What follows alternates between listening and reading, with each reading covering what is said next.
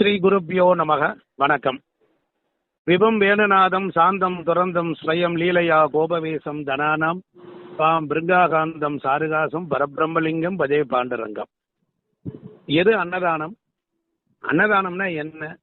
அன்னதானத்தினால என்ன நன்மை அடைய போறோம்? அன்னதானம் இப்ப எப்படி போய்கிட்டு இருக்கு? நல்லா கவனிக்கணும் ஆன்மீக பக்தகுடி மெய்யன்பர்களே, பொதுமக்களே. அன்னதானம் என்பது நாம் ஒருவருக்கு தானம் போட்டால்தான் புண்ணியம் கிடைக்கிறது. தானத்தை வாங்கினால் புண்ணியம் கிடையாது. ஒரு விஷயம் சொல்லட்டுமா?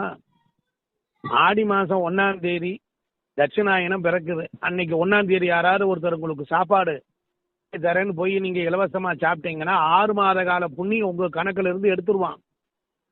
அதே போல தை மாசம் 1ஆம் தேதி உத்தராயணம் ஆரம்பிக்குது. அந்த 1ஆம் தேதி யாராவது ஒரு வீட்டுக்கு போறீங்க, சாப்பாடு உங்களுக்கு வாங்கி தரேன் அப்படின்னு சாப்பிட்டீங்கன்னா உங்ககிட்ட இருக்கிற 6 மாத புண்ணியம் வற்றி போயிடும். என்ன சாமி பயமுறுத்துறீங்க? உண்மை அதுதான்ப்பா. எது தர்மம்? அன்னதானம் என்பது எதை குறிக்கிறது? வறியவர்கள் பெற வேண்டும். ஏழை எளிய வறியவர்கள், பசி பிணி உள்ளவர்கள், அவர்களுக்கு தான் அன்னதானம். உனக்கு ஒருவேளை சாப்பாடுக்கு பாக்கெட் பண்ணி மிச்சமாகுதுங்கிறதுக்காக யாராவது கூப்பிட்டா இன்னும் வேண்டாம். ஒரு அமாவாசை அன்னைக்கு ஒருத்தர் உங்களுக்கு சாப்பிட கூப்பிடுறாரு, போனீங்கன்னா 1 மாத புண்ணியம் போச்சு. யாராவது உணவு வாங்கி கொடுத்தால், உணவு நீங்கள் இது பண்ணால், கோயில் பிரசாதத்துக்கும் அன்னதானத்திற்கும் வித்தியாசம் இருக்கு. நல்லா புரிஞ்சுக்கணும். கோவில் இறைவன் முன்னால் இறைவனுக்கு நிவேதனம் செய்யப்பட்ட பொருளுக்கு அருள் பேராற்றல் ஊறி போய் நிற்கும். அந்த இதை சாப்பிடுகின்ற பொழுது நமக்கு நன்மை உண்டாகும். கோவில் மூலமாக ஒரு பொது அன்னதானம் நடக்கிறது அப்படின்னு வச்சுக்கோங்க. அது இறைவனுக்கு படைத்து அந்த உணவை நல்ல கவனி, அந்த உணவை, அந்த அன்னதானம் சமைச்ச சாப்பாடை சித்த சுத்தியோடு செய்யணும். செஞ்சு எச்சில் படாமல் செய்து அந்த உணவை இறைவனுக்கு முன்னால் மகேஸ்வர படையல் என்று அதை படைத்து விட்டு அந்த உணவை எடுத்து தத்தம் பெரிய பாத்திரங்கள்ல கொண்டு போய் சேர்க்கணும். அப்படி யாராவது செய்யறானா? எவனுமே பண்றது இல்ல. அன்னதானங்கிற பேர்ல நடக்குது, யாருமே பண்றது இல்ல. பகவானுக்கு ஒரு வாளியில கொண்டாந்து வைக்கிறேன். இல்லைன்னா ஐயர் முக்கியமான சக்கரை பொங்கல் நெய்வேத்தியம் மடப்பள்ளியில செஞ்சது மாத்திரம்தான் சுவாமிக்கு போகுது. இந்த வெளியில இருக்கிற அன்னதானத்தை சமைச்சது கொண்டது எதுவுமே கோயிலுக்குள்ள போகாது. அப்படி போகாத ஒன்று என்ன செய்ய போறான்? சரி, ஒருவேளை அப்படி சமைச்சிட்டீங்க, அதை எடுத்தாது இறைவனுக்கு காட்டினீங்களா? அதை எடுத்தாது காக்காய்க்கு உணவு வச்சீங்களா? இல்ல பித்திருக்களுக்கு வச்சீங்களா? எதுவுமே கிடையாது. படைகளும் போடுறதில்ல, நீரும் விழாவறதில்ல, எதுவுமே பண்றதில்ல. அது எப்படி அன்னதானமாகும்? அப்ப பிண்டம் வயிறு வளர்ப்பதற்காகவே சமைக்கிறோம். இப்ப பிண்டத்துக்காக சமைக்கிறது என்ன ஆகும்? அதுல எந்த விதமான புண்ணியமும் இருக்காது. நீங்க எவ்வளவு பெரிய கொம்பம் கூட இதுக்கு விளக்கம் சொல்ல முடியாது. வீடி குடிச்சுடி சமைக்கிறான், குளிக்காம கொள்ளாம சமைக்கிறான், எந்த சுத்தம் இல்லாம எப்படி அன்னதானத்துக்கு போய் சாப்பிட்டா உட்காந்தா புண்ணியம் கிடைக்கும்? இருக்கப்பட்டவன் தான் பரப்பு எடுத்து போய் உட்காந்து சாப்பிட்றான். அது எப்படி வரும்? ஏழை எளியவனுக்கு தானே. அன்னதானம் சாப்பிட்றதுனால வத்தி போகும். ஒரு 2 கிரகணம் வருது, ஒரு சூரிய கிரகணம் வரப்போகுது. அதற்கு முதல் நாளோ முன்னவோ நீங்க போய் எங்கேயாவது யாராவது சாப்பாடு வாங்கி கொடுத்து போய் சாப்பிட்டீங்கன்னா அது என்ன ஆகும்? அவங்க புண்ணியம் போயிடும். நீங்க புண்ணியத்தை சேர்க்கக்கூடிய நிலையில் இருக்கிறீர்களா, புண்ணியத்தை இழக்கக்கூடிய நிலையில் இருக்கிறீங்களா? இதுதான் இங்க இருக்கக்கூடிய பாயிண்ட்.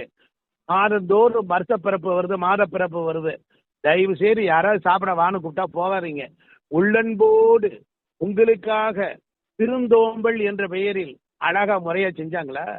இது அந்த காலத்துல சமைச்சவன்னு சிவனடியார்களுக்கு பரிமாற வேண்டும் என்கிற எண்ணத்திலேயே ஒரு வீட்டின் அடுப்பு எரியும். அதை சமைத்த பிறகு இறைவனுக்கு படைத்து விட்டு அதீதிகளுக்கு போட்ட பிறகுதான் சாப்பிடுவார்கள். அப்படி இருந்த தர்மத்தில் வந்ததுதான் அன்னதானம். இப்பொழுது பாருங்க, கிரிவலம் போற பாதையில நீங்க நடந்து போறீங்க, 100 அடிக்கு ஒரு முறை அன்னதானம் கொடுக்குறான். அதெல்லாம் சாப்பிட்டு சாப்பிட்டு சாப்பிடுறாரு. ஒருத்தன் அன்னதானம் போடுறானா எதுக்கு போடுறான்? எந்த பாவத்தை கழுவ போடுறான்? இந்த தெய்வத்தை சன்னதியில் வச்சிருக்கான பொது இடத்துல அன்னதானம் போடுறோம். தெய்வத்தின் பொருட்டு தெய்வத்தோட சரணாகதி அடையணும். ஒரு விசேஷ காலம், ஒரு திருவிழா காலம், அந்த மாதிரி காலங்களிலே ஒரு பாத யாத்திரை போகிறவர்களுக்கு நீங்கள் செய்யலாம்.